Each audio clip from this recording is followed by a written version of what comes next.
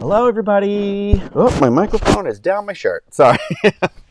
um. Oh, Turo, Keith, hi, Vanessa. Lemon lime wheat ale. That sounds delicious. How is everybody doing this evening? I'm going to apologize right off the bat to all of you that my voice is extra nasally and annoying this week. I know that I already have kind of a nasally voice, but I got back from Massachusetts and I came down with the dreaded summer cold. I took like a COVID test every day for like 5 days in a row because I don't know. I don't know. Do we still do that? I was just trying to make sure that I wasn't like infecting anybody or anything. And the thing about me is like when I get chest colds or anything like that, my kryptonite is like something to do with chest. So that's why I never smoked or anything like that. Well, not that, just that reason. Also, it'll kill you. Yeah. So unfortunately, I couldn't fight it. And so like Friday and Saturday. Friday, I think, was probably my like worst. Friday and Saturday was like the worst of it. But like Friday, I would say, I think. But yeah.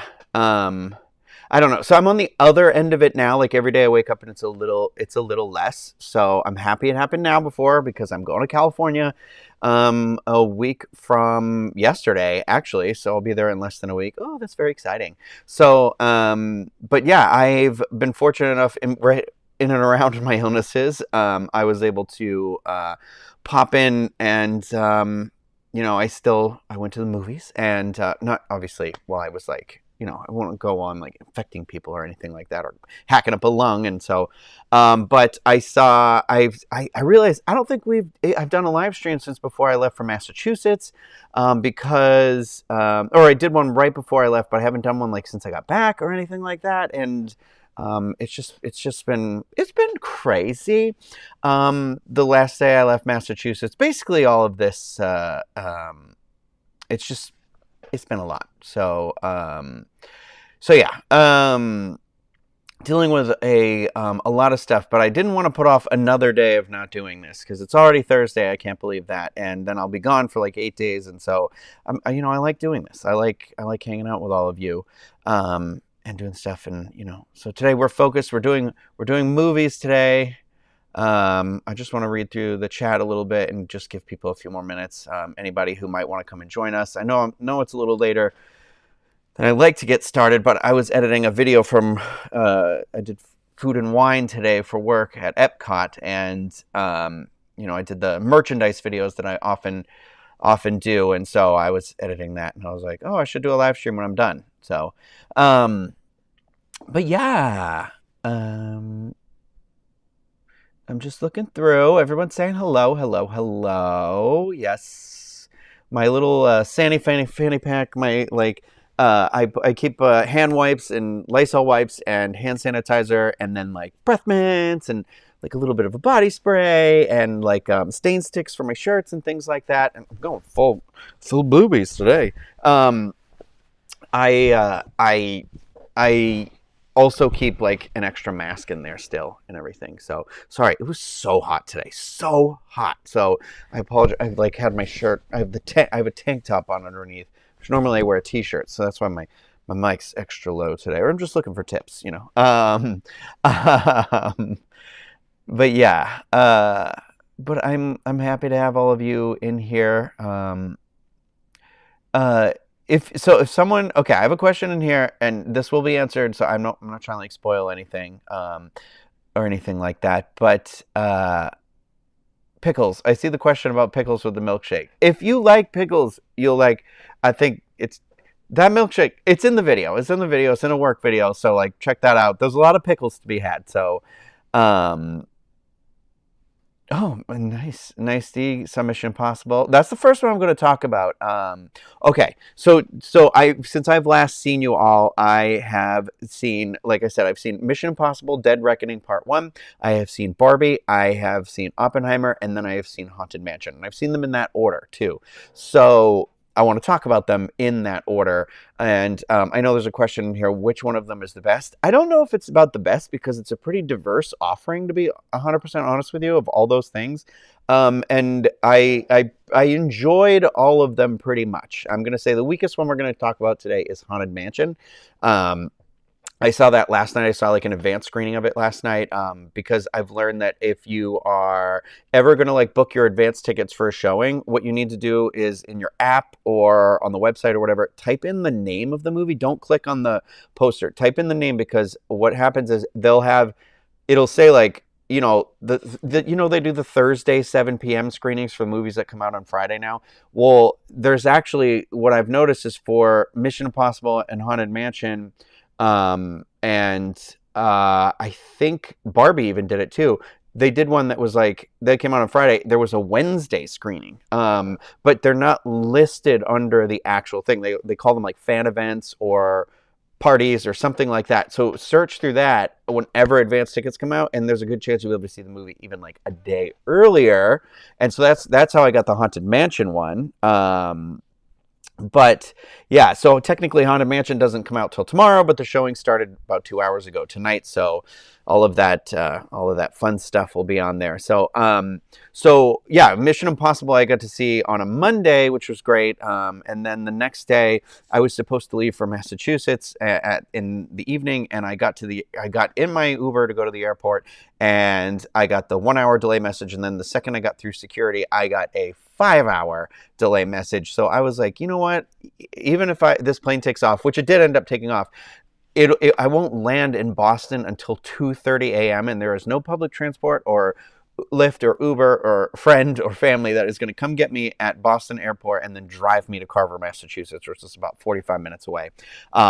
So I changed it to a 7 a.m. Wednesday flight, which was fine, and that went off just fine. But when I got there, I missed it. There was a train, and I got to South Station, because you can take the Silver Line from the airport, which is a bus that brings you to South Station, which is free. And then South Station, if you're not familiar, is where the commuter rail is, and the commuter rail can take you so many places. And one of the stops is Kingston, Plymouth, which is like right. My family like lives kind of like right near that stop. So I missed it by 10 minutes, and it was an hour and like something. An hour and a half until the next train, and then, you know, the train ride is an hour, and it was one of those things where I was just like, okay, this is fine. Everything's going to be fine. But I sat in South Station. I had a beer. I had a thing. I got there. It was for my friend's wedding. It was great. My friend's wedding. It was my cousin. My cousin Madison's wedding out on this beach and everything like that. It was great. The craziest thing happened to me, though, the second day, like the day after, I woke up, and it was like a hangover without being hungover. Like I had no headache, no migraine. I didn't even really drink at the wedding. I had like, they had like a cocktail thing. So I had like 2 or 3 drinks there over a period of like 7 hours, or yeah, because we got there, like, I think there was like 2, they started serving the drinks, but I left at like 8. So it was like 6 hours, which was fine. And then we went to a bar in downtown Plymouth that night, and I had 1 beer, but I thought I was going to like, I just had the spins or something, and then my mom's telling me like she gets vertigo and stuff. I'm like, oh no, so this is like a new thing. So I was like down for the count most of the next day. So I like lost a big chunk of time while I was there, which was unfortunate. But I got to see family and my grandparents and things like that. So I was happy. And I went with my mom and saw Indiana Jones again, because that's what she wanted to see while we were there. She's like, no one will go to the movies with me. So we saw Indiana Jones, which I guess I should throw in here too, because I don't know if I've talked about Indiana Jones either. So I've seen Indiana Jones and the Dial of Destiny twice. And I'll apologize to any friends, Jay, I talked to you, or Turo, if you're in this chat, the people that I was hoping to like see while I was home, but that was a big cause out. I basically lost about a day and a half in this whole travel thing. But yeah, anyway, so I have now seen Indiana Jones 3 times in the movie theater. Indiana Jones and the Dial of Destiny.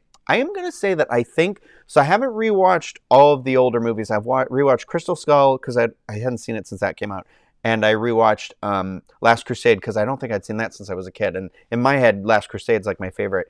And I haven't seen, I've seen I have seen probably the most recently. I think I've seen Temple of Doom within the last like 5 or 10 years, and then I've definitely seen Raiders in the last like 10 years because we watched it at school. And well, when I graduated, which I guess it's like 9 years ago at this point, but whatever.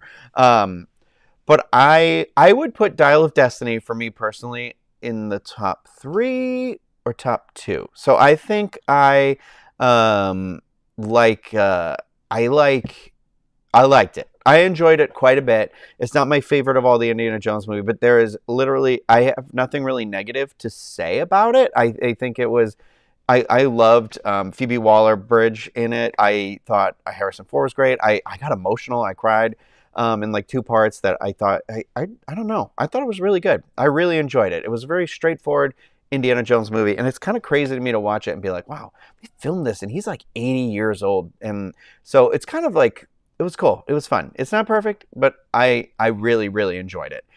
So I am very happy about it. I think that for me, I think a lot of people don't like it. Like I know Craig didn't really like it. He didn't hate it. He didn't like it. But I think there's a thing about Indiana Jones I've noticed. Like, okay, I'm sorry, but Crystal Skull is god awful. Like I rewatched that, and I don't know if Steven Spielberg was on some sort of like peyote or something crazy that like hallucinogenic or something like that, because that movie is like one insane decision after another. And I understand it's not just his choice because, you know, Lucas wrote the movie and this whole thing.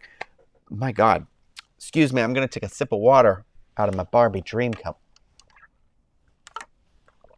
Anyway, but shout out to Jill's husband, Steve, who got me this cup.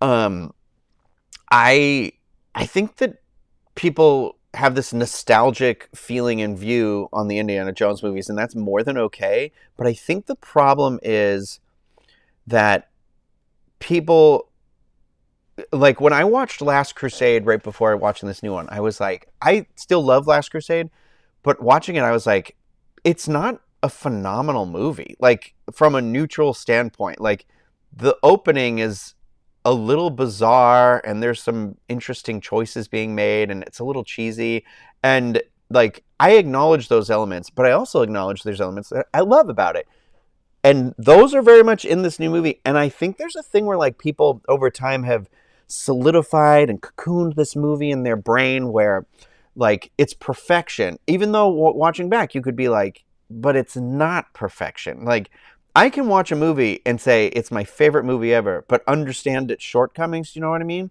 And I think some people can't do that.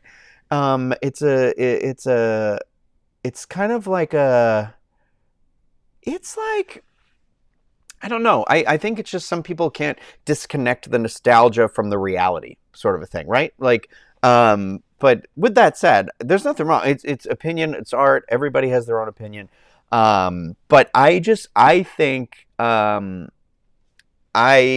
think that I really enjoyed it. I'm really happy it exists. I'm happy it was made. I'm so happy we got to see Harrison Ford again one more time.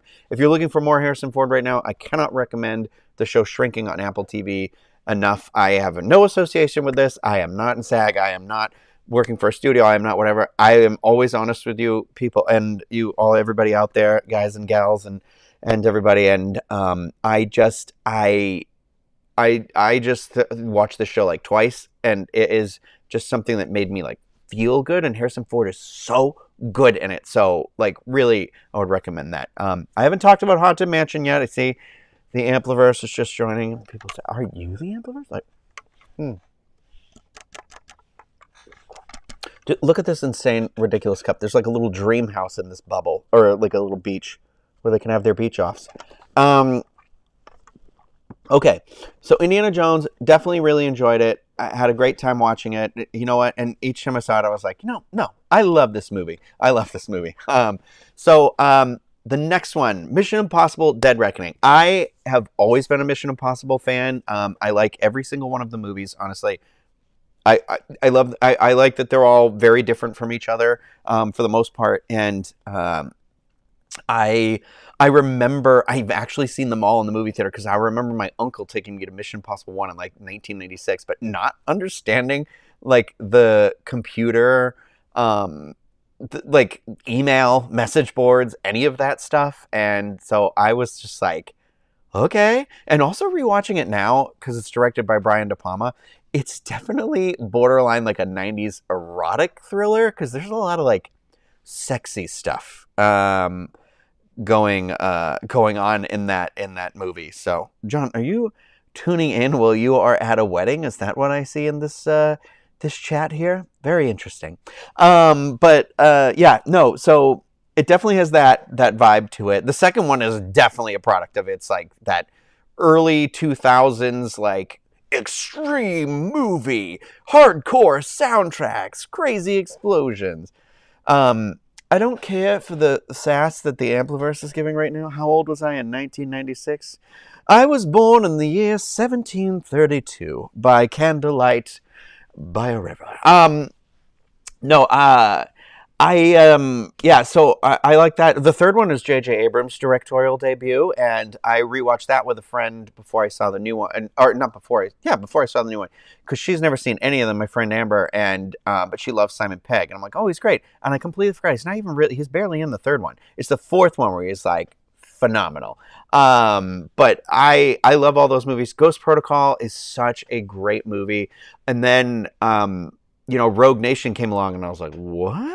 And I was like, there's no way they can keep this going. And then Fallout is this like operatic, like kind of like masterpiece. And here we have Dead Reckoning Part 1. So this is very much Part 1. It's not that it ends on a cliffhanger. It just like, I was saying to my friend after we saw the movie, where I was like, it's crazy to me how it's like, in this movie, they try to start, it's like they don't even know what the mission is to start. Like, they give themselves this mission, and the mission can never get started because this thing that they're after, they keep changing and outsmarting them and everything. So it's like every time they think they've locked into something, they can't get to it. And then we get to, it's just like, I don't know. Mission Impossible versus Top Gun Maverick, who wins? I liked Mission Impossible more than Top Gun Maverick. Top Gun Maverick, I think, was just like a fun, nostalgic movie that you can easily watch without having freshly seen like Top Gun 1. I don't even think you ever have to even seen Top Gun 1. They wrap it up pretty well, but that was it was a great feeling. But I think Dead Reckoning is just a gorgeously shot movie. It is just those stunts. You can feel those stunts. It's crazy. Tom Cruise is definitely going to die on a movie set. It'll be a very sad day, but he has quite a resume or a filmography that he would leave behind. But incredible stunt work, just like really amazingly orchestrated scenes in this entire movie. But it is like one thing after another in this movie. It is so good, and Tom Cruise is really good in this movie again. Like, everybody in the movie is good. Haley Atwell is like a scene stealer. I wasn't sure I was going to feel about it, and it's just like she is phenomenal. The train scene in this movie, I loved the train scene. Apparently they had to build this train in order to crash the train, which is crazy. There was a whole a feature about it I watched, which was really interesting and fascinating there. What's my favorite Tom Cruise movie, and why is it Vanilla Sky? In Another Life, Where We Were Both Cats. I hate Vanilla Sky so much. Like, I will watch it every 5 to 10 years just to be like, maybe I wasn't smart enough to understand it. And they're like, no, it's an awful movie. Like, I hate that movie so much. No, but Mission Impossible, if you're a fan of the franchise, I think it's also a great movie because there's a lot of callbacks. Like, obviously it's got Kittredge in it, who was in the very famous scene in the original movie with the Kittredge, you've never seen me very upset, and he throws the gum and the water tank explodes, and it's always that image of him like slow motion jumping and running out of from the water as it falls through the tank. So he's in it.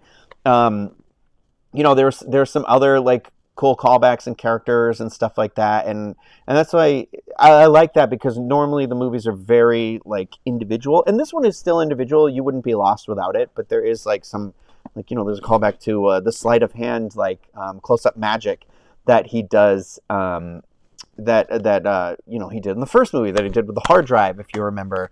And so there's this sort of fun like cyclical full circle thing about it. But this would be a movie that I would 1000% urge you to go to a movie theater and watch. And I'm going to say that again about other movies that we're talking about tonight, but it is,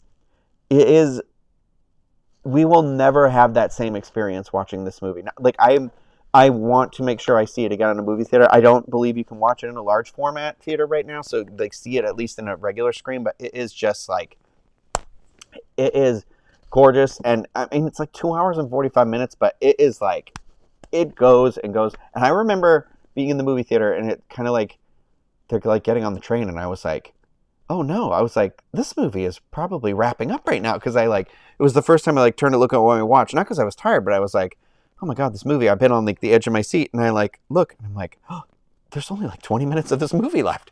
And it's good. It's good. I'm worried. I think with the actor strike and everything going on, I don't think Dead Reckoning Part 2 is going to come out next year. But it will. It's that hard part where you're like, okay, how do you rate this movie when you're like, what if the second half of the movie is terrible? But it's really, the movie is about like AI, and kind of that how people are going to use it, essentially, because it's like Tom Cruise's character is basically, Ethan Hunt is the only person who is like, I want to destroy it. I don't want to use it because nobody should be using it, because like he sees kind of everyone's intentions and what to do with it. And it's a great example where it's just like, it's not good. And the movie does it well. Carrie Ells is in the movie, a little cameo there. And there's some other good parts. I'm definitely going to see this again before it's out of the theater. So highly recommend that one. 4.5 out of 5 stars. The only reason I don't give it like the full stars is like, which I did join Letterboxd lately, so I'm trying to be better about doing the movie reviews as I watch them. But I just, because it feels a little like, I don't know what the next story is going to be. So that's just a little half there. But it's very good. Whether it is your favorite or not, I still think the movie is excellent. Like, it is so well filmed, so well executed, and everybody in that movie does a phenomenal job. So bravo to all of them. And then that brings us to next, the Barbenheimer. And people say, what do you see first? I saw Barbie first. I saw Barbie on a Thursday night, and then I saw Barbie on like a Sunday night. So I've seen Barbie twice now. Barbie, I thought was fantastic. That's another 4.5 out of 5. It is just one of those movies. I laughed from beginning to end, and I cried in the... America Ferrera gives this like monologue at one point during the movie that just kind of like, not a lecturing monologue, but it's just like a monologue. And it's just like, it's like 3/4 of the way through, I'm like, I'm crying. Like I'm emotional. And I was like, that Sisterhood of the Traveling Pants girl did it to me again.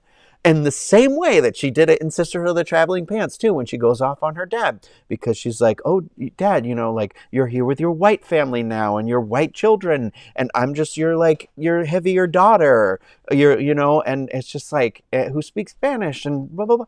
And I'm like, that movie, Sisterhood of the Traveling Pants, at least the first one, that movie messes me up. That is one of those movies where I'm like, I don't know, do we not talk about it enough?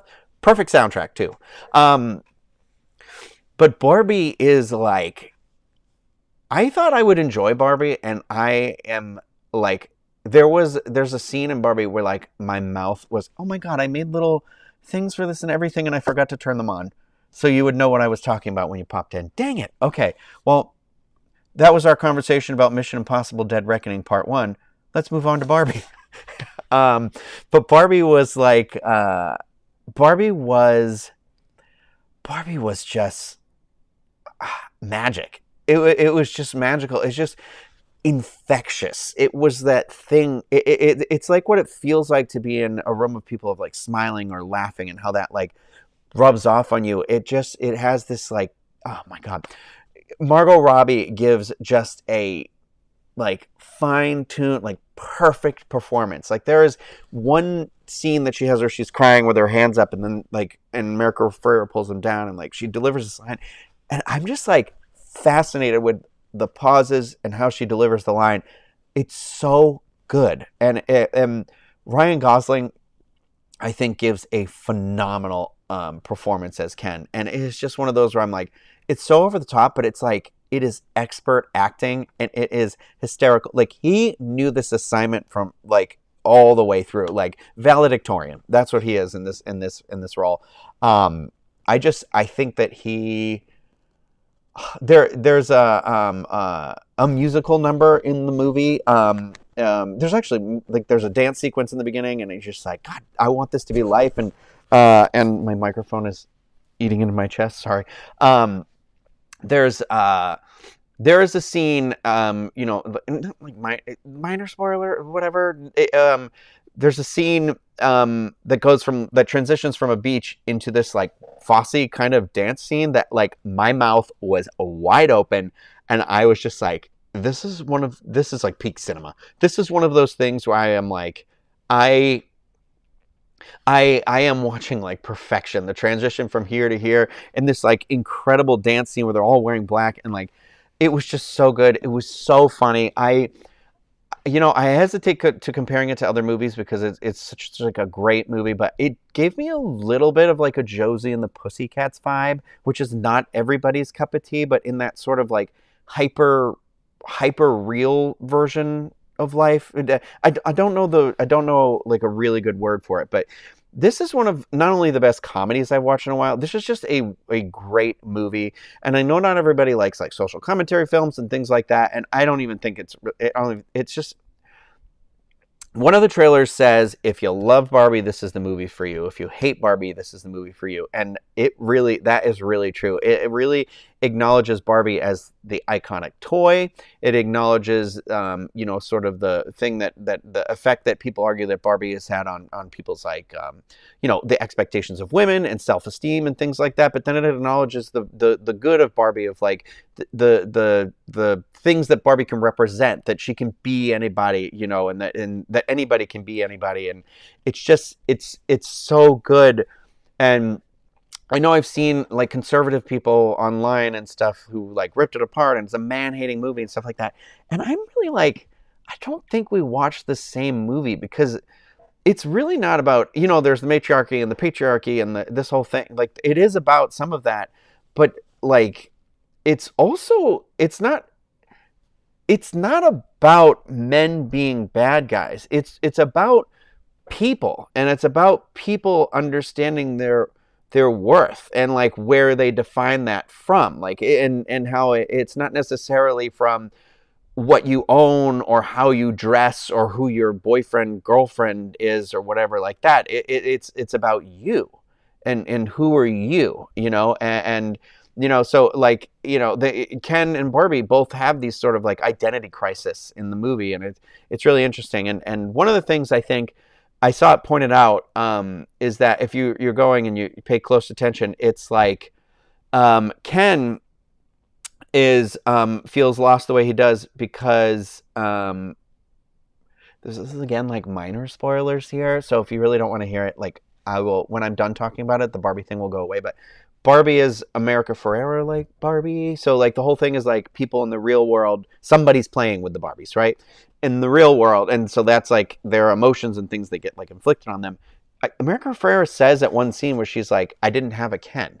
And so that's why like Barbie's never like felt like her and Ken were together. And I was like, oh, that's so clever and cool. Kate McKinnon killed it as the weird Barbie, which was great. I have sisters, so I have seen people destroy Barbies like nobody's business, and all the ones that have come and gone and things like that. And so I just think the movie is PG-13, okay? This is not a kid's movie necessarily. It is an intellectual movie, but it also doesn't have to be. You don't have to read through any of that, but like, it's just such a great, it's just fun. It feels good. And I see in the chat here while we're talking that Daniela says that she just saw it and she full on ugly cried.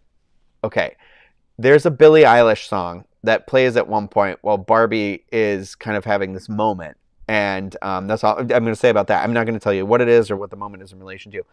And I was like a mess both times. So I've seen it twice. And I was wondering how it would hold up the second time. I think I liked it better the second time. Like, I loved it. Excuse me while I sip from my Barbie Dream Cup again.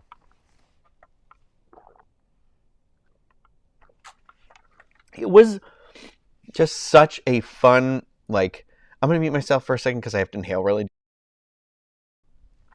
It was such a fun, it was a fun movie. It was funny. It was fun. It was poignant. It was reflective. It was it just had so much that it looked at. I got emotional at one scene. Barbie's sitting on a bench and looking over, and she says the woman next to her is an older woman, is like, "You're beautiful."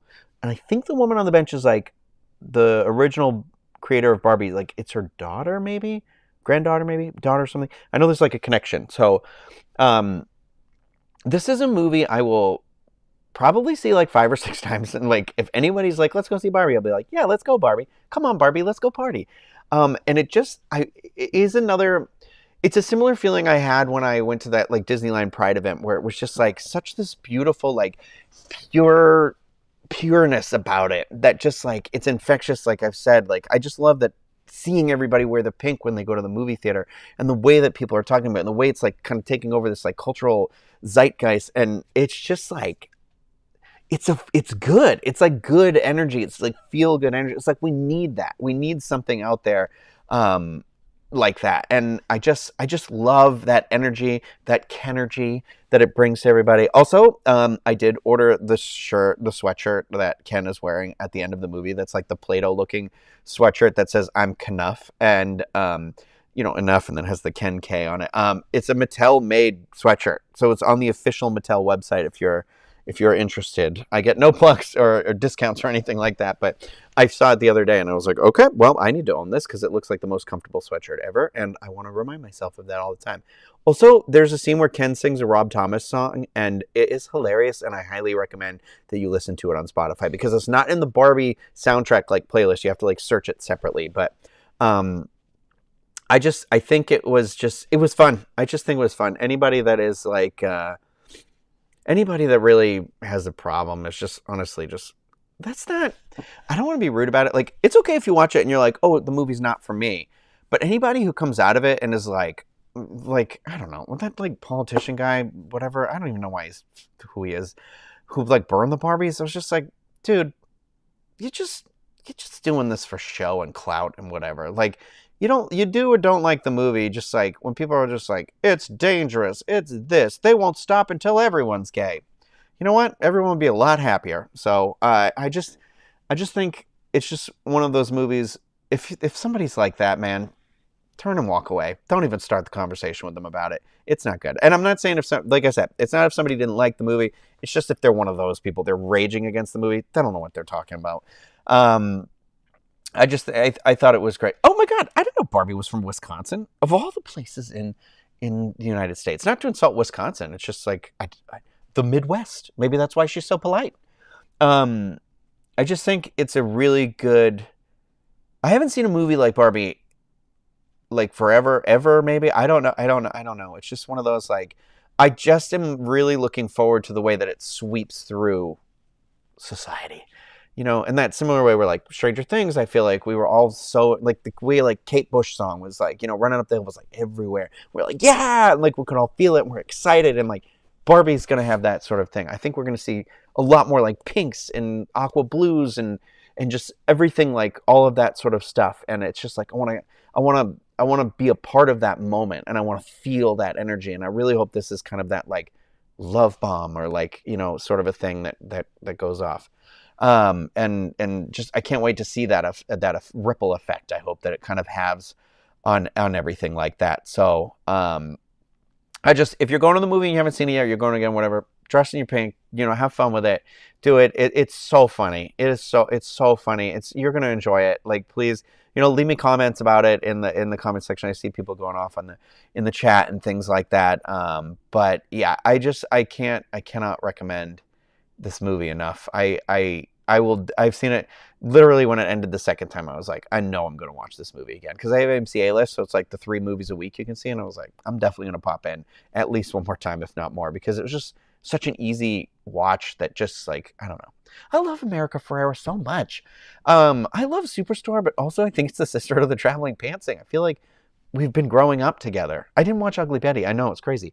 But I did just get, no, it's not over here. I did just get my Superstore Complete series DVD in the mail. They don't have it on Blu-ray yet, but if they do it on Blu-ray, I'll upgrade. But I bought it to be like, I want it. So, the movie's just great. It's a very, I don't know, it's that thing I needed, because it is like, I see in the chat here, the learning to love yourself, and that's really what it made me feel that way, like empowered to kind of like look inward and like have that sort of love.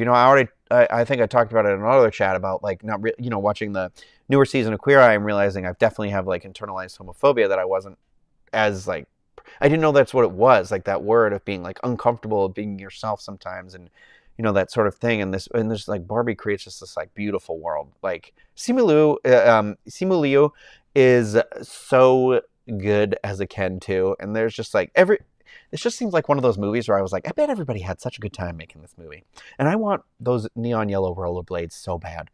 I don't know. You know what I think.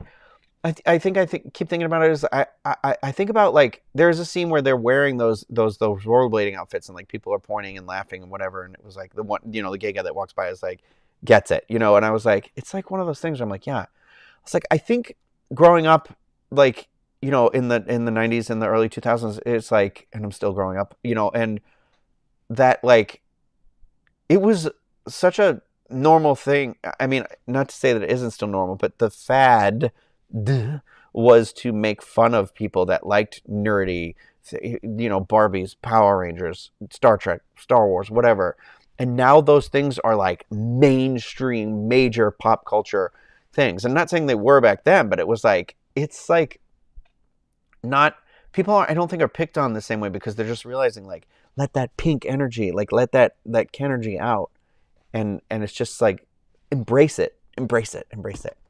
Okay.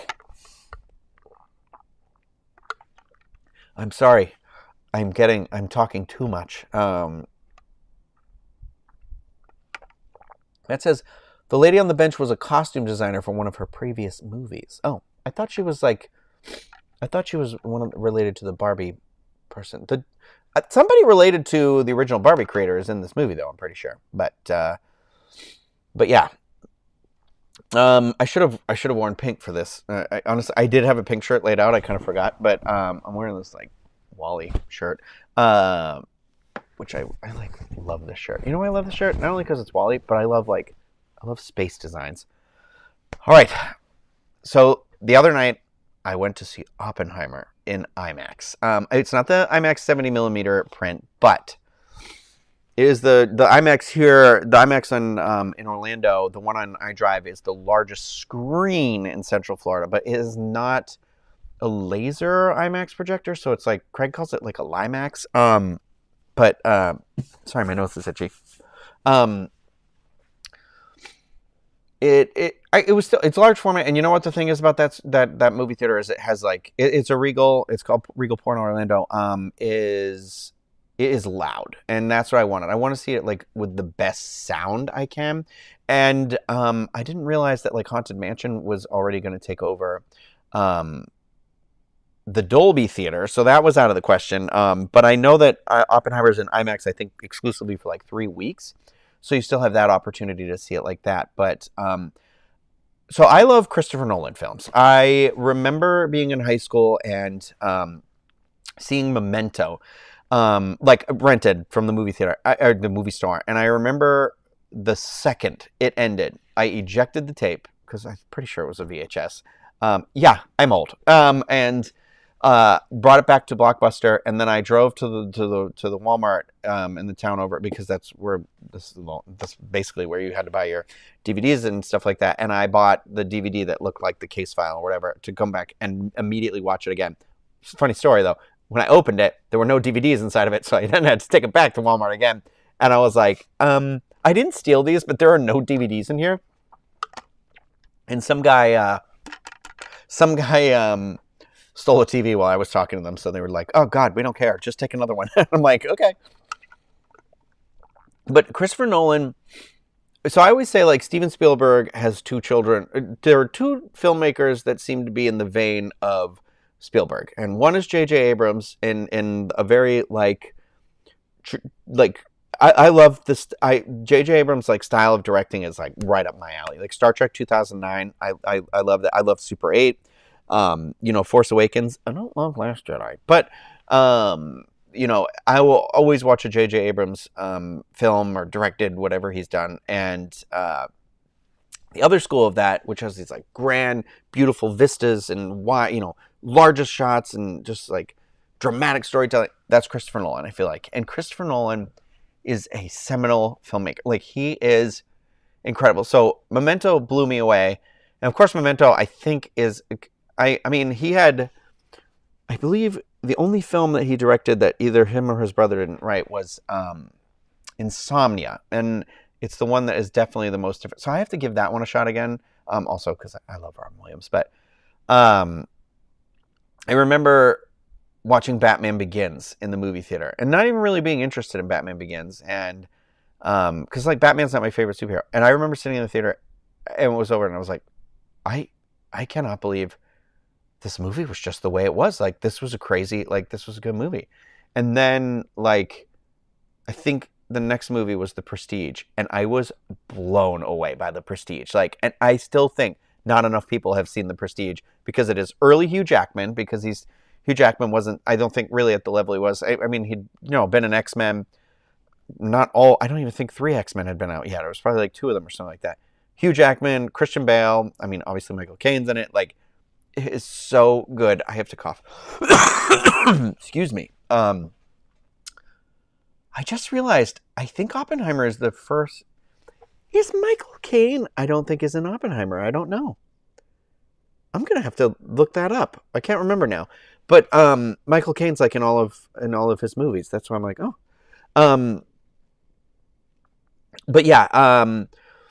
What was I gonna say? Oh, Jay is saying J.J. Abrams for creating Alias. Yes, 100%. The first 2 seasons of Alias are like incredible show, and that's actually why he directed Mission Impossible, is because Tom Cruise saw Alias and wanted him to direct Mission Impossible 3. But Christopher Nolan, yeah, The Prestige was incredible, and then The Dark Knight is just like one of those movies that is like a perfect movie, like a borderline perfect movie. Like, it is a masterpiece in filmmaking, and it is just like I watched it. I watched it again like 2-3 years ago. I was like when we were in like lockdown, so it was like 2020, and I remember being like, I got so like emotional because it still resonates, because like Harvey Dent, and it was just like, and the line where just like Harvey's like was like, we tried to be decent men in an indecent time, and I think about that line all the time, and the struggle that I definitely had, that definitely appeared very much present. I knew was always there, became very much more present in COVID, and then like that reflected in so many other aspects of life, after that. And it was like, it was emotional. So that movie's phenomenal. I like The Dark Knight Rises. Dunkirk, even. I'm not a big war movie person, but I remember I saw that in the 70 millimeter of that. And then I like Interstellar a lot, and I know it's not for everybody because it's got a real wacky, I don't want to say wacky, but a real like crazy ending that's definitely akin to more to like 2001: A Space Odyssey sort of an ending. And so I know that doesn't sit well with a lot of people, but Oppenheimer is a movie, capital MOVIE movie. It is the type of film that theaters are erected to show. Like, people build movie theaters to be able to watch a film like this. Like, this is a film. Like, I'm not embarrassed to say it, but I don't know a lot about Oppenheimer. I mean, I knew who Oppenheimer was, like, obviously, but, we don't learn the ins and outs of that sort of, American history in that way, at least where I was from. And so I wasn't sure about how it all went down and things like that. This movie is 3 hours long, like to the minute, to the thing. But I was like, I ordered an extra large, like not an extra large, I ordered a large, the tub of popcorn, and I didn't move. I didn't move like the entire movie. And the movie ends, and this was me at the end of the movie. And for like 30 minutes afterwards, like, I walked out of the theater and I was like, I don't think I can blink. Like, it is so well written. It is so well acted. I mean, the production design, the cinematography, the editing, the storytelling, the score, the sound design. You have to watch this in a movie theater. I don't care what the sound system is at your house. I don't care what the screen size in your house. This is a movie theater movie. And this is a movie. So my best friend Kim saw it before me, and she texted me like when she got out of it, and she was just like, she's like, centuries from now, whenever, if the Earth survives and whatever, and she was like, and when we have flying cars, we will still be studying this movie and talking about it. And when I got out of the movie, I knew exactly what she was talking about. The way it makes you feel, the whole movie, like just the story, the reflection or an examination and all these things about like this man who built, like what it was to build this atomic bomb and like this thing and just like, but then also what happened afterwards with like kind of them trying to make him a scapegoat, like turning against him and stuff.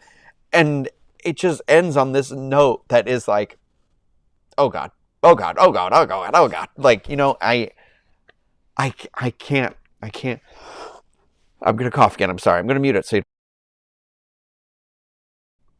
working myself up here. I just, I can't, I cannot, I don't even think, I don't think I have the vocabulary to really explain to you how good this movie is. Like, if you like Christopher Nolan movies, this is a must. If you like historical, like it's not really a biopic. I mean, it is about Oppenheimer, but it's not really like the breadth of his life. It's a very focused time of his. I mean, it tells you it. I mean, yeah, I guess it is. I guess it is a biopic, but not. It doesn't feel like it in that traditional sense. It doesn't feel like Oscar bait either. It feels like a movie that was like, it is. This is an important thing that people need to know about, that people need to learn about, that people need to see about, and it is just like. It's also one of those movies where like literally every scene you're going to be like, oh my God, that person. Oh my God, Josh Peck. Oh my God, Josh Hartnett. Also, we need to talk about Josh Hartnett here for a second because he came on the screen and I was just like, oh my God. Like when I was younger, Josh Hartnett, not my type or anything like that. I'm not saying he's not attractive or anything like that. That man, that Josh Hartnett from like, all the romantic comedies and everything like that was born to age into the man that I saw on this screen. Like it is a butterfly, like out of the whatever situation. I was just like, I cannot believe how attractive Josh Hartnett is now. And but like Cillian Murphy is phenomenal.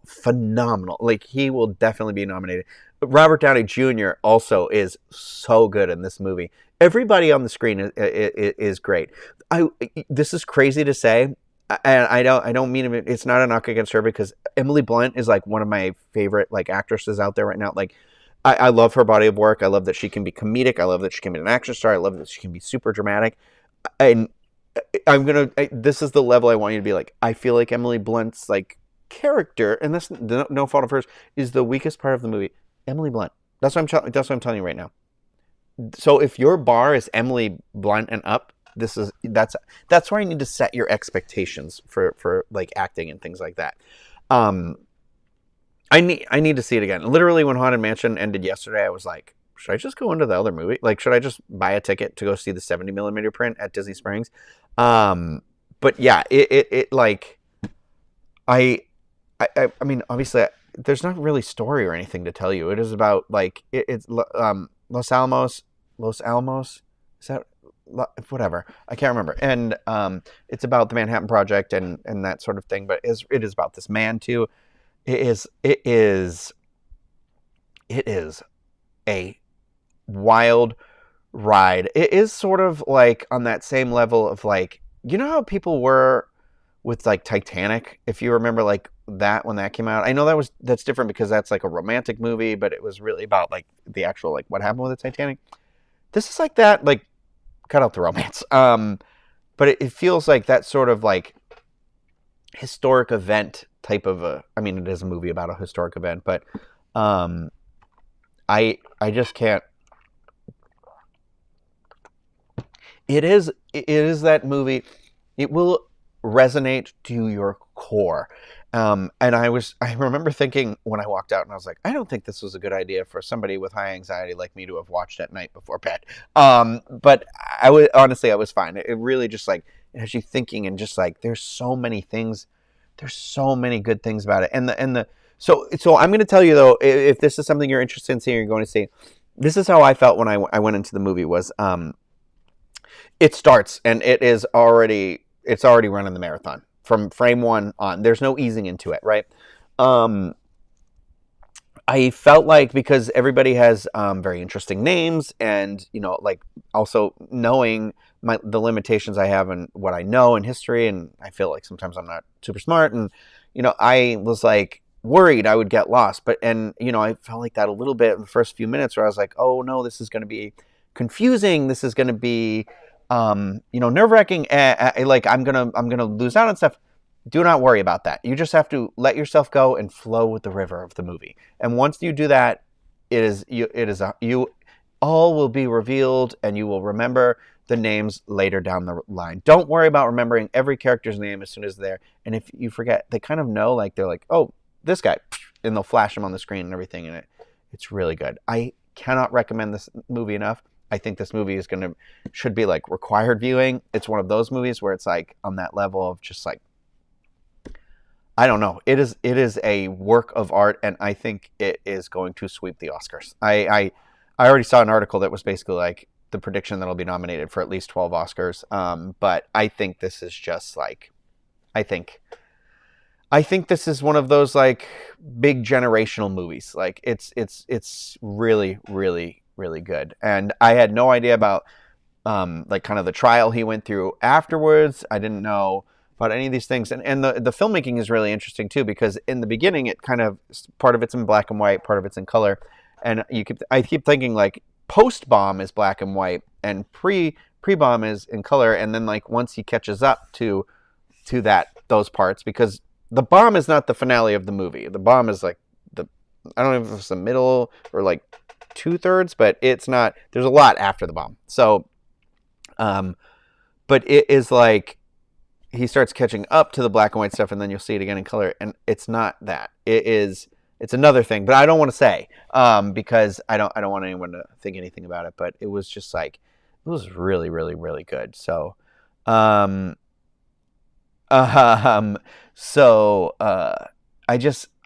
cannot recommend this movie enough. Okay, I will stop talking about it because I feel like I'm not really talking about it. I'm just like screaming about it. Oh,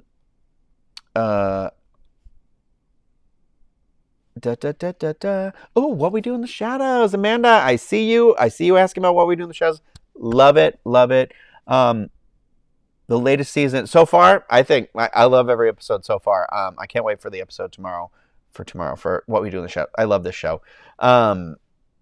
Okay, so Haunted Mansion I've seen now. So now you've heard me talk about how I felt about Oppenheimer, Barbie, and then Mission Impossible before that.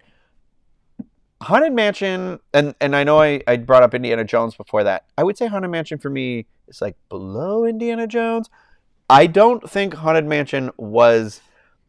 I need to sip again, I'm sorry. I am happy I saw Haunted Mansion. I probably won't see it again in the movie theater, because there's only so much time to see so many movies, but I will probably own it when it comes out, and I feel like I will have it within a seasonal rotation of fun Halloween movies to watch. I think this movie should have been released in September or October. Honestly, I think it should have been released like in the first week of October. But I want to talk about... I'm going to talk about all the positives of Haunted Mansion. How about that? We'll start with top positives, because I don't necessarily have like negatives. I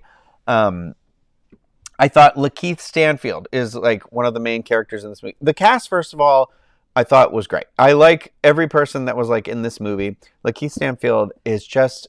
he's one of those actors lately where if you've been following him for a little bit, he is in everything. And this guy is like, he's kind of gives a very like... He's good because he gives a very like kind of reserved, but it's very poignant. Like, I feel like his style is like a quiet, introspective, but like when he comes out of it, he's out of it. Like he's one to watch, I think. he gives a great performance in this movie. And honestly, I feel like his performance is really kind of like a really good weight in the movie. I think Owen Wilson is very much the character he appears to be in the preview. It's very much Owen Wilson being fun, like, I'm Owen Wilson and I'm making weird comments about observatory comments. And I loved every second of it. I loved every line that Owen Wilson spoke in this movie. He was a standout for me. I thought Tiffany Haddish was also really good. I love a good sassy, like, I don't know how to describe it, like a type of line that someone gives when they're no longer on the screen. And Tiffany Haddish has a lot of those in this movie. You can just kind of hear her in the background, and she's got some great lines in there. Rosario Dawson's always great, but she's kind of the straight man in this. And then Danny DeVito, funny, but I would argue that like Lakeith, Owen Wilson, and Tiffany Haddish are like the standouts for me. If you like the Haunted Mansion attraction, if you are somebody who's like, this is my favorite Disney attraction, I love this ride, I think that you will enjoy the film. I think the movie is... I read an article where they were like, neither scary nor funny, and I would disagree with that completely. I thought there was actually like one line that I thought... I mean, you know, one line in the whole movie. I thought there was some fun humor in it, you know, in that same, like... It's not... The movie is not Pirates of the Caribbean, Curse of the Black Pearl. It's not that. But it in terms of like tonally, it sort of has a little bit of that. I mean, like the horror parts of that of Curse of the Black Pearl, more than that even, I would say. But it's got some of that humor, that levity to like balance it out. It's like it is. I know there's the question of like family friendliness. I'm sorry, I'm trying to like read the chat at the same time and just keep talking, and that's not doing me well. There's a jump scare that I jumped at in the movie because it just kind of happens out of nowhere, and I was like, So I thought it leaned into its horror elements very well. I appreciate how it did, because again, this is still like a Disney movie made for Disney audiences, and I think that's part of its shortcoming. So that's that I'll talk about that a little more in a minute here. But I thought it was very true. So here's the thing about the Haunted Mansion attraction for me personally is that, and I ask anybody who ever loves it or know it all about it or anything like that, because you know a lot of times with rides like Pirates or Haunted Mansion, you get know-it-all people about it. And that's okay. That's your favorite thing. You can be a know-it-all. But I'll always be like, I don't understand the story of Haunted Mansion. Is it just a room of random haunted houses that you go through? Like, there's not really like a through line story, right? Or there kind of is, but it's like kind of wacky and nonsense sometimes, right? Like, and I felt like this movie did a really good job. I will say that gave a story to it, like sewed it together that very much honored both Haunted Mansions. And so the Walt Disney World one and the Disneyland one. So I will say that is that if you are like, Walt Disney World is my Haunted Mansion, I think there's like a nod to that in this movie that you'll be very happy about. Two nods to that, I would argue. But I don't think it's one movie I love to watch every year is I think it was 2015 Goosebumps movie, the Jack Black one. The first one I like more than the second one. I thought that movie was like, it reminded me a lot of like Jumanji. Like, it was more adventure than horror. I would say that this has, I'd put it in that level, maybe like a little scarier. Like, it's not scary. Like, I don't know. I don't have children, obviously, and my corgis can't communicate that way.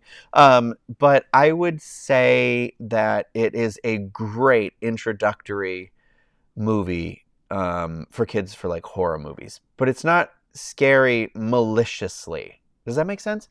It's like fun scary. In the same way the ride is like fun scary, but it's like, I don't know. You know, there's jump scares in it, okay? So jump scares for me aren't horror movies. They're just moments to make you feel a certain way, you know? So, like, when people are like, oh, is it horror?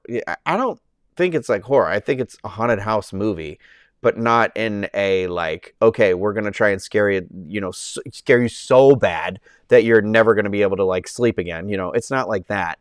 So I'll give it props for that. I liked the humor in the movie too. And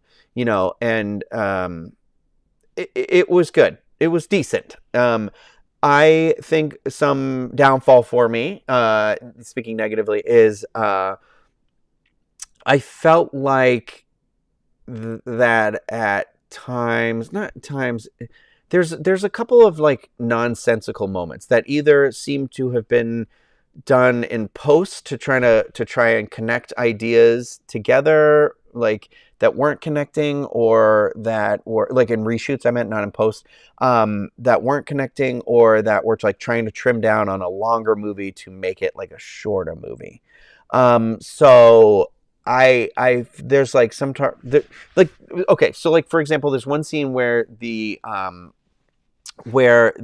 this is kind of like how they find Madame Leota, is where the Danny DeVito character is like gone. They all wake up, so they all sleep in this one room together because it's safer that way, and everything happens at, like right after midnight and everything. And so they wake up and he's gone, and he like goes to look for him, and they find him. And they're like, "What are you doing?" And he's like, "We've got to check the attic." And so then they check the attic for like no reason. So it was like I felt like there's something missing there, or they weren't sure how to like connect to go from there to there.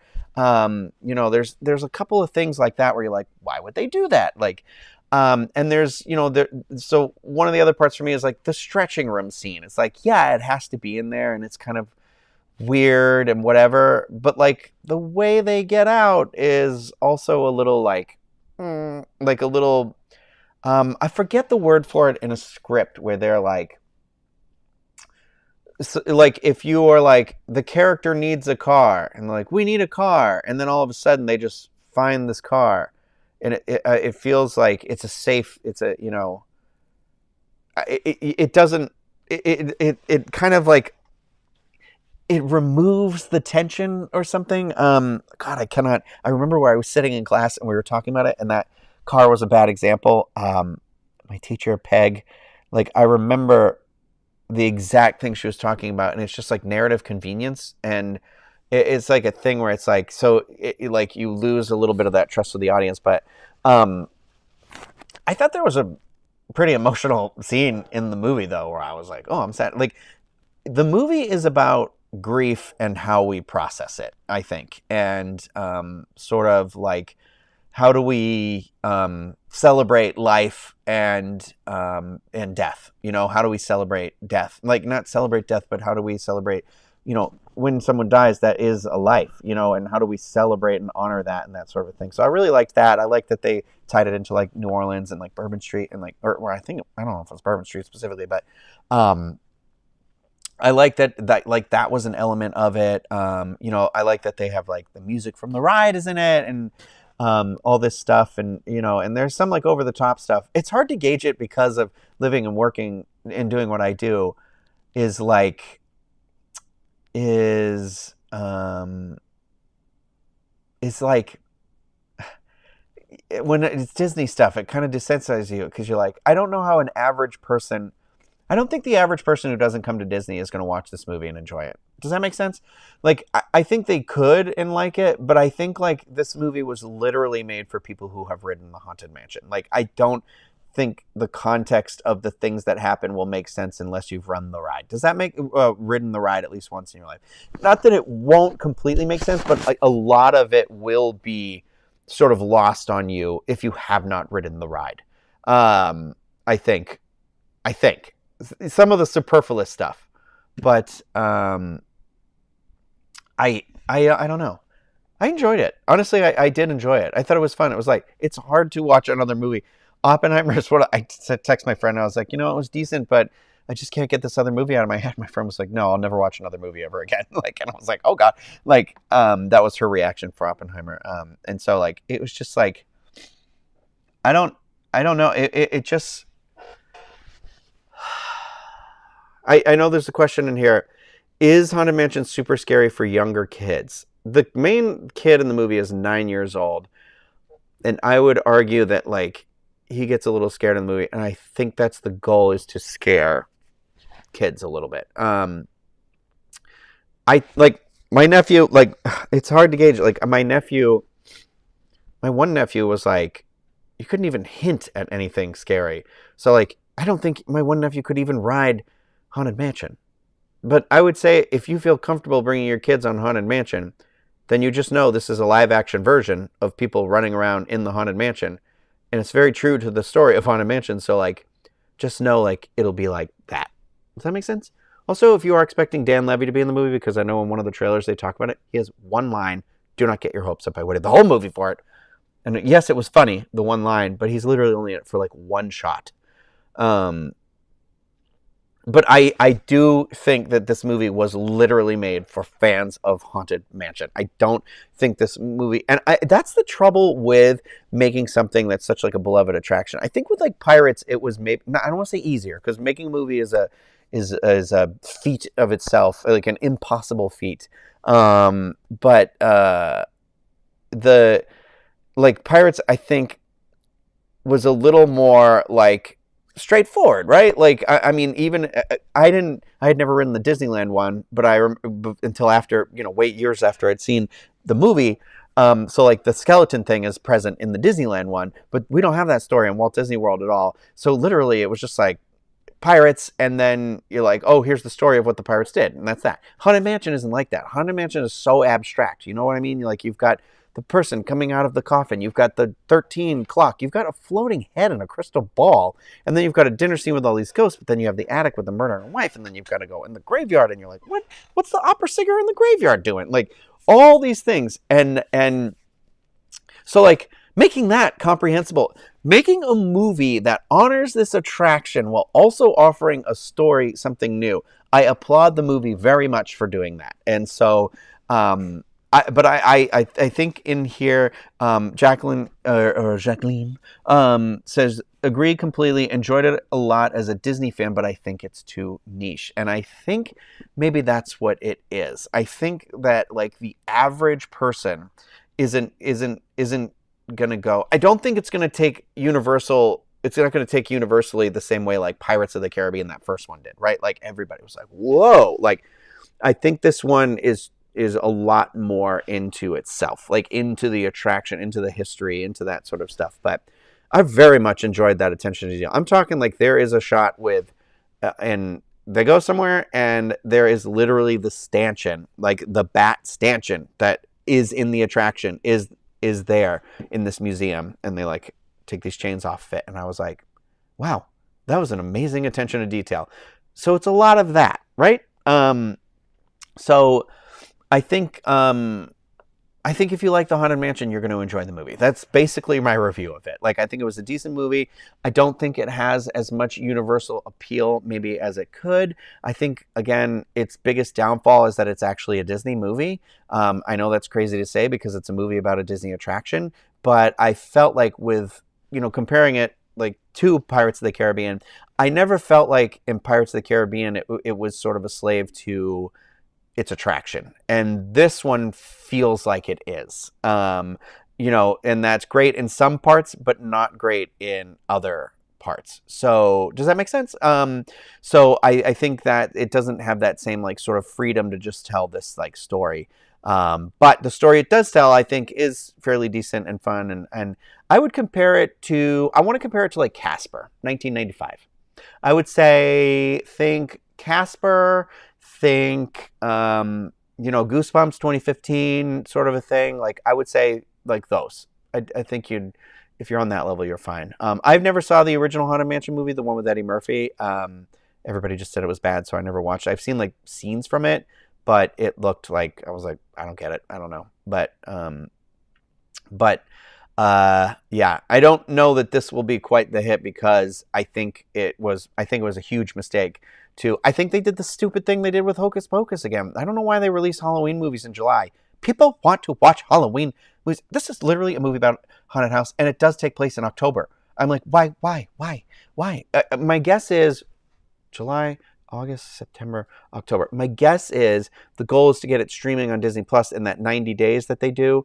It'll be, or no, it's been like 45 sometimes, but the 90 days will be right around Halloween. So I feel like that's the goal that they did with this, but I just feel like if you had moved it to a less busy slate, I think like last weekend of September, I think that would have been the perfect spot for this movie, because like Barbie is a sensation. Oppenheimer is also such like a heavy movie, and now the fact that these two movies have merged into this like double viewing experience, I don't think other movies have a chance. I think, and then Ninja Turtles is next week, and that also looks really unique and interesting and story wise, and that like it's going to get shuffled away because there's just we hadn't had movies for so long, and now it's like too many too quick. But then like nothing's coming after this, really. Like there's not like a slew of these movies. So I think it was a huge mistake to release it, wedged in when they did. I think ultimately that's going to be kind of its downfall. But I really think it has to have been released because I think the goal was probably like, we want this on Disney Plus by Halloween. Probably the week of Halloween is my guess because it would get a big burst for that. But it was fun. I'm happy I saw it. I'm going to go see Ninja Turtles next. I have that AMC list, and I live near a movie theater, so I know it's easier for me. And it's just me. It's not, a family of four or anything like that. So it's easier to see movies in that way. So I know it's difficult, but I don't think I can't. I don't know. Like it's hard because I haven't been able to talk to anybody about the movie yet. You're the first people because literally it's not technically it's like only just out right now. I think it'll be interesting. I'm going to really be interested to hear what people had to say. Like, I don't think it's a movie you'd regret going to see or watching at all. I just also, there are like 3 other movies in the movie theater right now that could blow you away. And this movie, I don't think, it's not going to blow you away. Even if you love it, it's not going to blow you away. You know what I mean? There's some nonsensical, that like the Disney stuff in it. Like there's this camera that's like, okay, I'll tell you one of my biggest parts. Is let me sip my cup. One of my biggest complaints is there's a camera in this movie, and it doesn't bother me. This camera is essentially a camera this guy's trying to create to like see through, see stuff we haven't seen, to see like a ghost particle or whatever is what he's like. I didn't call it that. Some other person who wrote a terrible article called that. You know what I mean? So he like gets this camera out of storage at one point, and the camera is stored like flat, like a body of a camera. Let me show you. Like the body of a camera, like the lens detaches from the body. Okay, right? Like right here. Like I'm going to show you. See? So it twists off, and there's an opening right here, right? Where the lens locks in. I don't want to show you because I don't want to get dust in here. You would never store this like this on its back with this part open, because it would be filled with dust and you'd have to clean it. And I always think, like, why didn't they just put a cap on it? Like, why wasn't there a cap on there? Like, the person, like Justin Simeon who directed this, I'm like, he must have used a camera at some point in his life. I don't know. Directors aren't camera people. That's the thing. But there was just that sort of thing where I was like, okay, well, that's super annoying. And then there's a scene where someone's like trying to look through the back of the lens just really quickly. It's not like it's a main character or anything like that. It's like a flashback where it's doing, and I'm like, okay, well, you can't see through a lens like that. Really, like it's not. So there was like one of that thing. My problem is when he uses the camera and takes the picture, the camera throws off this like weird, like looking like particle sparks or something like that. And I was like, why did they put that in here? Like, there's a really funny line though about like flash photography. They don't like that, and like I thought that was. The incorporation about very much being like, it is a ride. Like, we're all in on the joke. This is a ride and like this thing.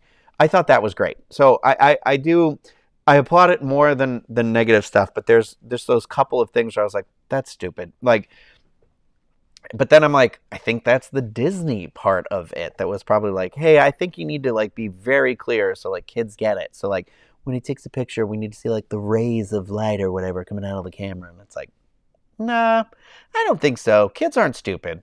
So that's it. I gave it a 3.5 out of a 5. Because like I'd enjoy it. I think I would like, if it's on sale someday, I should be like, how much would I buy this movie for? And it's like Disney movies don't get that cheap sometimes, but if this was like $15, I wouldn't like regret buying it for $15 because I know I'm going to watch it again. Just because, like I said, the performances were really good and it was funny. There's funny lines and there's like, Owen Wilson's great. So check it out. Let me know what you think. Obviously, I am going to see Ninja Turtles before I leave for California. Hopefully, I was trying to get into that advanced screening, but I didn't do the search thing like I should have in time, and so that's been like full. But the problem is, if I see it Tuesday night, it's like I have to be at the airport. My flight leaves at like 7:45, so I have to be at the airport by like 6 because even with TSA pre-check, it's still like I like to be there an hour and 45, and that's still like cutting it. But that the TSA pre-check. What am I saying? 5:45, which means I have to like leave my house by like 5:15 because Lyft doesn't want to take me the fast way to the airport anymore because they don't want to pay their drivers for reimbursing them for tolls. And then so that means I have to wake up at 4:15 because it takes me an hour to get ready in the morning. So it's just like, no, I need to sleep. But yeah, so I do plan on, I'm going to see TMNT next. I feel like there is another movie that I wanted to see. Don't mind me, I'm just going to open this app really quick. The AMC A-List app. I'm going to go through your thing here. Have I ever done a free advanced movie screening? Yes, I have done those. I used to do those, but now that I have the AMC A-List, it doesn't really matter because in my head, I'm like, well, the movie's free anyways. Like, the amount of movies I see through the A-List, I was worried because at the beginning of the year, I think it was like I didn't see anything till like the end of February, like March. I definitely more than paid for this app for like the year because it's like 20. It's like I'm sorry, I have this like rash that has formed since we started this all of a sudden that I just had a weird like. Okay, did I burst some blood vessel? I think I just scratched it without realizing it. So, sorry, my nose is itchy. I'm falling apart here all of a sudden. Anyway, this is like, I don't know, $23 in my area. It like fluctuates based on where you live. But it's like, I know like Regal has one too, because I think theirs is around the same price and it's like unlimited movies.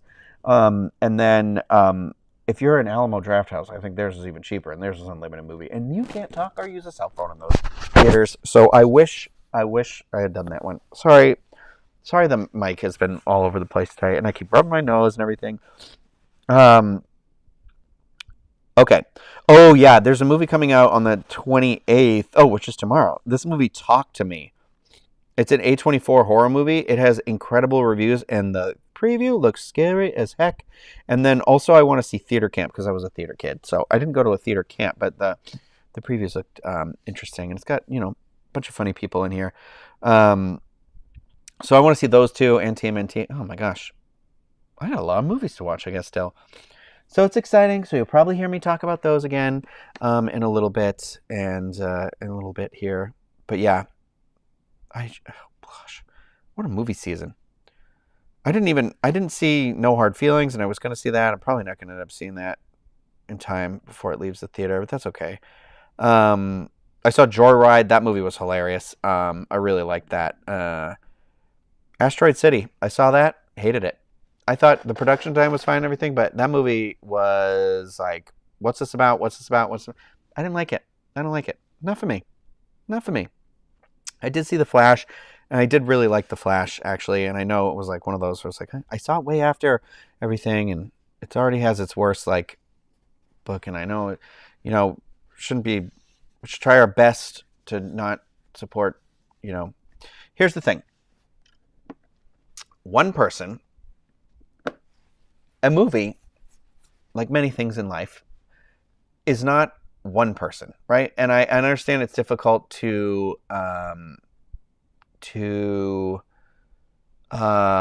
sort of like remedy or rectify, like understand, like Harry Potter's not a good example because J.K. Rowling is the one who wrote the book, but like in a movie, I know Ezra Miller is incredibly problematic, but Ezra Miller is not the only person in the movie. Ezra Miller is not the only person who made the movie. And, that movie was made and directed by hundreds of people, thousands of people, and like their job, it's not that one person shouldn't like ruin this body of work for all those people. I mean, and I feel very firmly about that unfortunately, sometimes the people that are right out there in the front do awful things, but there are other people, you know, out there who, like, it shouldn't destroy their lives, right? So I feel, that was the thing. I don't know, I'm justifying seeing The Flash, but I did see it. So and you know what? I enjoyed it. And that's that. But the box office speaks for itself, and I that's that. So um man, I've been eating at Food and Wine all day, and I was like not hungry, and I just got hungry. So, yes, Joyride, very raunchy, hilarious though. Really enjoyed that. Very, like, nice story too. Anybody have any questions, movies, comments, questions, concerns? Again, this was all just me talking about movies I've seen. I have had to look it up because I didn't realize, like, I have friends who are in the industry who are literally on the picket lines right now. Who are right? I have friends who are writers. I have friends who are actors, and I'm not in the SAG thing. I'm not in SAG-AFTRA or anything like that. I was not asked to promote any of these movies. I'm not promoting movies. I'm just telling you what I've done with my life, and that I checked is okay, as long as it wasn't like a studio had me do it or somebody reached out to me or anything like that. I just wanted to share with you all because I love movies. I went to school for movies, and like we're not at a point yet in the negotiations where they've called for boycotts of any of that stuff. And if anything, going to see these movies like Barbie, that says like, this is the #1 movie ever for a female director. Like that's a big deal. You know what I mean? Like things like that. We need to be supporting that sort of a thing, And so I just, some people, I think random people are like taking it to an extreme, and I'm like, well, you're not promoting on behalf of something, and you're not promoting, like you're just a random person in the world. You're just somebody who's like, I like Star Wars. You know what I mean? Like, so I want to talk about the Star Wars thing I watched. So someone is asking, did I cough twice on my show on the thing? No, I somebody brought that up to me today. I didn't intentionally do any sort of coughing or signaling or anything like that, so I'm not sure what that is about. I will say to anybody, I will say that I have I have things that need to be done that I believe are being done that will keep me continuing doing what I'm doing. That is the most I am going to say about that, but it looks like Roseanne will become the Connors. So if anybody followed that, that's that. So no, I have airborne. I take airborne. I know I'm like super nasally right now. This is literally, I was like fine for most of the day, and it's just like the end of the day. I don't know. It always like catches up to me at night. I've been feeling better and better every single day. So that's why I'm like, today is Thursday, tomorrow's Friday. I was like leaving Wednesday. So like, I think by then I'm going to be like, so yeah. But I do just want to like say that, I'm going to inhale really deep again. I'm sorry.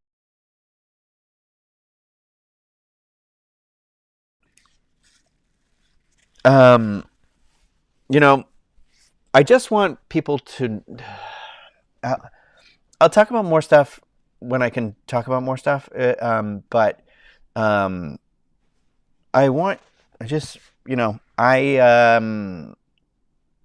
yeah, that's all. I think that's all. I think I've said enough. It's no one's business, really, honestly. And don't think just because you sit and listen or watch something that all the story about anything, and that the only people affected and afflicted by things that happened were the people who are talking about it. So it's just one of those things. So I'm not going to say anything about it. Zycam. Okay, Hope, tell me about Zycam. Is that an over-the-counter? Can I just get that? But yeah, obviously, there's stuff going on, but I don't use this channel to talk about work-related things at all. I just talk about how I feel about the world and life, movies, TVs, video games, anything that, I mean, honestly, sometimes Disney is it intersects, and that's fine too because I live here. But like when it comes to planning your vacation and things like that, that is not what I do here. So you know, I want you, I guess, you know, to it's difficult for me too. So, you know, just that's all. But anyway, does anybody else? I'll give you. You're giving me your time. I'm not giving you my time. I mean, we're doing this together, but I just want to know. Over the counter, and it'll literally fix my stomach. Okay, Hope. I'm gonna get that. I am gonna get that tomorrow morning. Let me just write it down. How's everybody doing? Movies you've seen that you want to pop in and tell me about, or fun things you have coming up, or questions you have, or anything like that.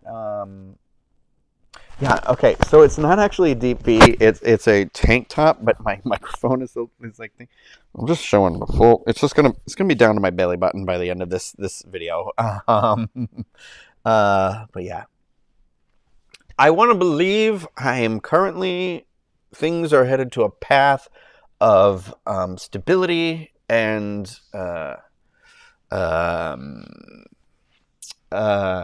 just, yeah. Yeah, Trey, I will definitely let you know. Oh, yeah. So San Diego Comic-Con happened this weekend. I'm a little jealous. I had some friends who went and everything, and I know it wasn't as big as it normally is because the actors couldn't be there to promote like their projects and things like that. But just like seeing all the setups they do just for like the booths and everything, it's just wild. But yeah, it's too hot today, guys. This is a DV. It's a tank top. Normally I wear the t-shirt underneath, but this is I cannot not wear something under my shirts because of my belly right now. I like if I rub something, or I feel like when I'm sitting down, pervs can see through the side of it. So I'm like, don't be peeking up in here. If you have Vicks, it isn't too romantic. I actually love the smell of Vicks, so that's fine. The Vicks cough drops are a lifesaver. But yeah. Oh, Dee, your painting, since you're here right now, is like right here. I just wanted to, like, I literally was going to mail it to you like a month ago, and then I, like, once you spray it with the sealer, sometimes you're like, it like shows some transparent things that come through, and I was like, you know what? I want to go over it one more time. So that's why I haven't sent that guy out just yet. So don't worry, he's here. He's here. Look at this guy. Finished this one. He came out pretty good. Pretty good. Pretty good. Yeah. Oh, I wanted to tell you all too, because I feel a little more comfortable talking about it now. I started stability is a game changer, Samantha, and I'm hoping for it.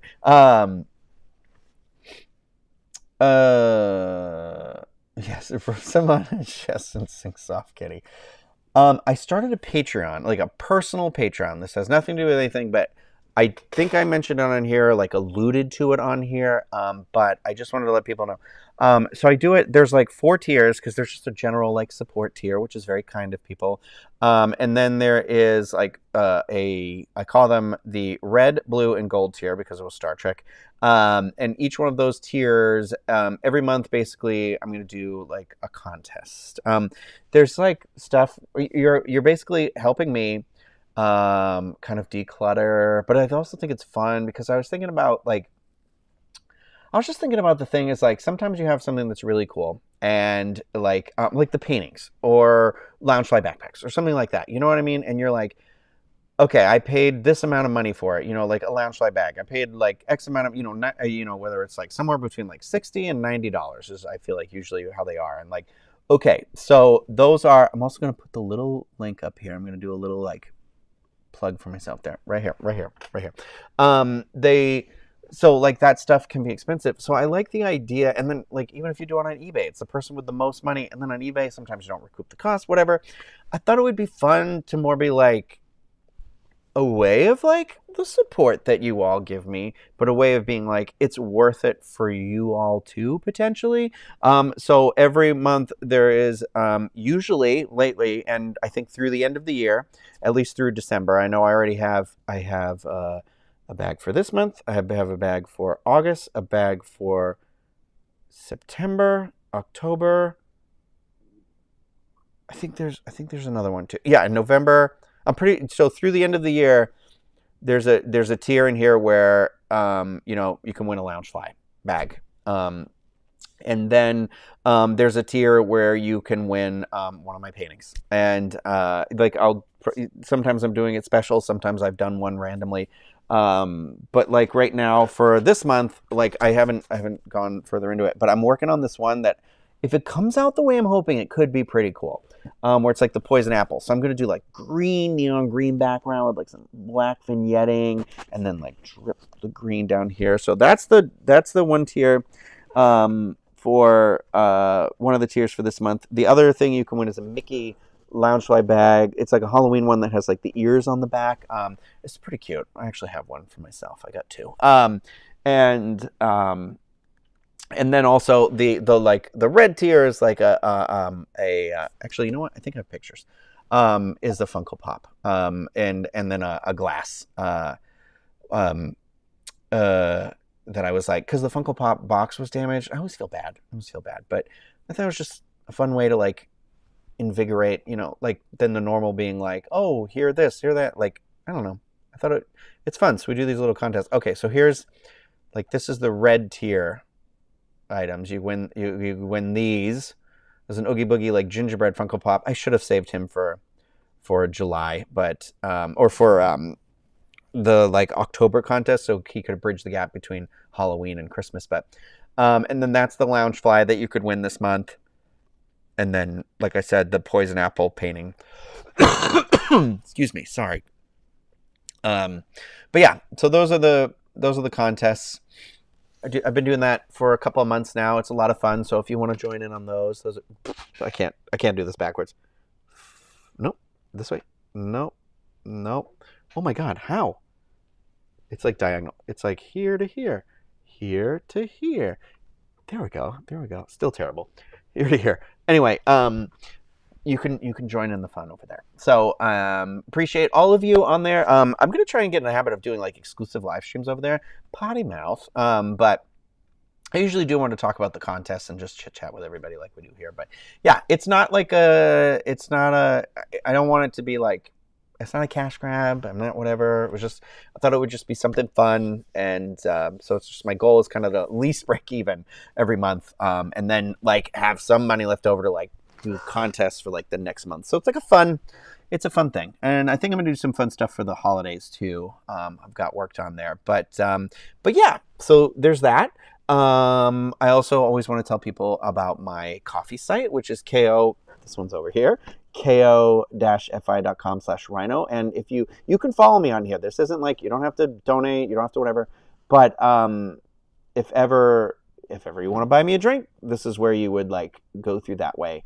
But this is also where like a lot of my artwork is on display. And then if I list a new thing, it'll be on there. It'll be over there too. But you can follow it. And so if you're somebody who's like, oh, I'm hoping he does a Scrooge McDuck someday, wink, wink, wink, wink, wink, wink, I'm going to do that. I think I already showed all of you all this before, but here are future paintings I'm working on. This one, Max and Roxanne, that's the redo one I messed up forever ago. Still working on Scar over here. I've got Scrooge, and then one more Daisy, because that was a request, and then I can't say Gizmo, because I didn't like how I drew him on there before, so I've got to like redraw him. But yeah, if this like Roxanne and Max one comes out pretty good, I cannot keeping the paintings, but I like it. But yeah, so yeah, that's it. It's all on there. It's all fun stuff, so you can follow me on there. That'd be fun. I got some questions in here. Did I get a frequent fear pass? I did. I got the one that includes Fridays. which was like $60 more this year than last year. But honestly, they could charge like $500 for that pass and it'd probably still be worth it. So don't tell them. But yeah, I bought it because I didn't want to mess around and have it like, because last year I waited and then it was like gone for a day and then it came back. So I was like, I don't want to deal with any of that stress. So I bought it like right away. I think the pass I got was like $285, and work does not pay for that one. So that was, but Halloween Horror Nights, the second they announced Stranger Things, I was like, nope, I'm going to be there. I'm going to be there all the time. My friend's going to fly in. I know that. And so I will pretty much be there a lot because I currently live down the street from Universal. So I'm very much looking forward to Halloween Horror Nights. I cannot wait. And so that is, with Stranger Things, I was just like, I don't even care what the rest of the houses are. I want that again. So I have my frequent fear pass. It has been purchased. I was going to say received, but I didn't receive anything. It's digital. Oh yeah, Trey, send me a message on like Instagram again. And Carrie is asking for a tour of the shelves behind me. You can see this is not seasonal. The pumpkin always stays. This is my pumpkin from the 50s. My grandparents gave me this. I have another one here too. He's I don't know where. I think the other one's like up there. But and then that's my like. This is Richard. I called him Bruce. Richard because he's a little dick. My little demon plush I had gotten at Halloween Horror Nights a couple of years ago. I was like, I impulsively bought this. I love this guy. Look at his face. Look how angry he is, but also how pleasant he is. So he comes with me to Halloween Horror Nights sometimes, and he gets a little wasted. Yeah, he'd do a little boo sound. There's my Halloween Horror Nights poster. This is on my husband, Mbaku. Here's my little guy, my little skeleton. I don't even know what this. I saw this at SeaWorld, and I was like, okay, I need to own this. But yeah, I'll do a full tour of the shelves. I've got an Eddie Funko Pop up here, that Target one. This I got at the Disneyland Pride event, and Halloween Horror Nights. I've got a lot of Stranger Things Funko Pops over here, and nowhere to put them. But yeah, I'll do a tour of the shelves. That would be fun. Let's see, we've got a lot of really Ghostbuster stuff up there. I am a member of the Disney Movie Insiders Club because I believe that's when you enter the codes, right? And then sometimes you get free stuff. I forgot. I think you also get points for seeing the movies in the movie theaters. You have to share the ticket stub, and I always forget. I didn't see the stage set up for HHN. I see that question, but I did see some of the Scare Zone stuff. Oh, no, I did see that. The Vamp 69 stage. But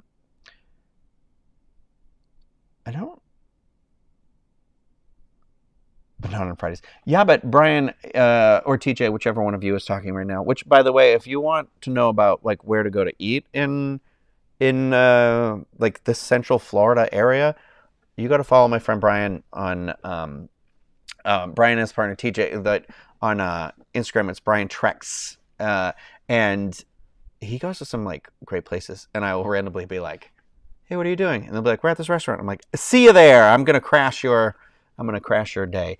But yeah, he has great suggestions, and he's really doing well for himself. So he has good content.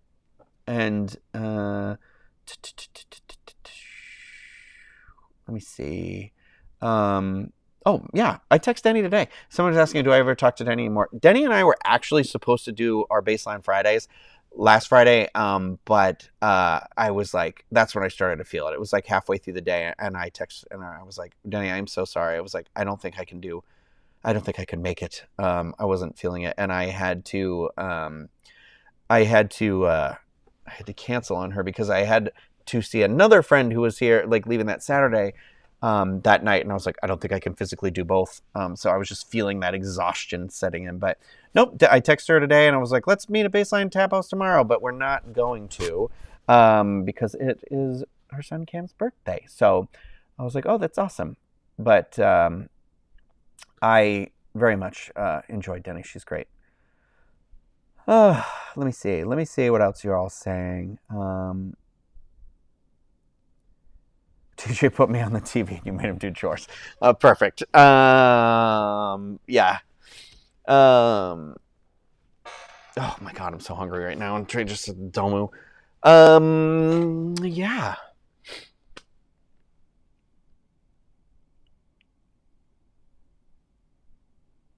Oh, Kyle, that's very kind. Kyle says we're friends, like friends that he's never met. Somebody said it once they thought was like a really sweet sort of like romantic way to, where they were like, you're my friend, but I'm not your friend. And I was like, because they're like, because I spend all this time with you, but you don't know who I am. And I was just like, that's like, I'm going to take that as being very sweet and not like creepy, because it's not creepy to me. It was very sweet where I was like, and it alleviates some social anxiety for me a lot too. So it was like, it's really good. Um, a good pizza place in Orlando. Pizza is not great in Orlando, Florida. I am going to tell you that. Not to say that you can't find some, but it is like where I lived, I feel like in Massachusetts, everywhere was decent pizza. And then like here, it was just like, good Lord, is there something wrong with the water? But yeah, I don't know. I know it's like whatever. I like NYPD pizza. I feel like is okay. Oh gosh, I feel like I had pretty good pizza somewhere else recently too. I don't know. We'll have to put Brian to the test for this.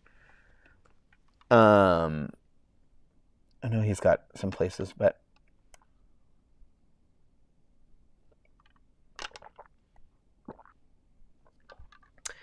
gosh, sorry. I could talk. I could literally like talk all night. I'm just catching up on the chat here. Man, I talked about movies for forever. I just love movies. I love movies. I love them so much I went to school for it. That doesn't make me smarter or better than anybody else. But yeah. Brian says Pianeza at the Loop, but only good in the restaurant. The Loop. I went to the Loop because the Loop is not far out of Disney parks. But they have an actual Converse like outlet store there, not an outlet, clearance store. So like I got a pair of Converse for like $20. But you know what sucks? They rub on the back of my heel and they gave me a blister. And I was like, I'm happy these are only $22. Yes, Denny and I's Pizza Hut, when that goes into when we go into business for Pizza Hut, that will be the top pizza place to go to. 100%. I have not watched After Party on Apple TV yet. I did finally watch because I'm still on that kick of trying to watch these stuff I haven't seen yet. I've watched the first season of White Lotus. I didn't love it. I thought it was okay, but it was just. I think maybe it was another one of those shows too. Like I know it came out kind of while we were still emerging from lockdown, and like it's the same how I was like I watched Ted Lasso and I was like Ted Lasso's fine. It's good. I don't think it was like the most incredible show ever. So I'm like, I don't know. In Lotus season 1, I was like, it was kind of boring. It was slow, and I kind of feel like I knew how it was going to end. Not because anybody told me. I just was like, oh, I see this was where it's headed. So I don't know. I don't know. I'm gonna watch the second season. Craig tells me he likes the second season better than the first one, but I watched that. I watched The Bear season 2. I watched. Oh my gosh, I feel like I watched something else. While we doing the channels, man, I'm like, should I just stay awake past midnight?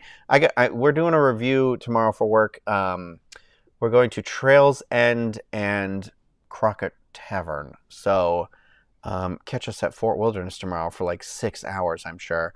But yeah, I was like, I'm gonna just rent a bike or something. I think and just keep biking around in between the food bites or something like that. Actually, maybe I should put a bike in my car. No, I can't park at Fort Wilderness, so it wouldn't matter. I can't take a bike over from the TTC. Okay. People are saying second season is better. Okay, good. I love Jennifer Coolidge. That's the thing. So I'll watch anything with Jennifer. I have loved Jennifer Coolidge for years, so I'm so happy that she's really getting her dues now because she's always been great. I tried watching Secret Invasion. Not tried. I am going to watch Secret Invasion. I just keep putting it on at night, and I keep falling asleep in the same spot, so I have to keep going. Keep going before. You might go tomorrow. Where, Brian? To Fort Wilderness, to the new places, because we're going there around like 11-ish, which really means probably 11:30, 12. But I was gonna then, after we're done doing that, I was probably gonna pop over and do a little baseline Tamp House moment because I like to just sit there and reflect on the week. And boy, oh boy, has it been a week. I've earned my drink there tomorrow. But yeah. Oh my God. to go to Animal Kingdom again. I have to go to Animal Kingdom tomorrow morning. I need to get the magnets for my friend. Oh my god, and I think they stop passing them out like tomorrow or something like that. Shoot. Okay, AP magnets. I gotta write this down. I'm glad we did this combo, or I would have freaking forgot. I'm gonna set it for 10 a.m. I'm gonna do alert 1 hour before. Second alert 15 minutes before. Add. Shoot. Oh no, that means I have to change my park reservation too. I hate these park reservations so much.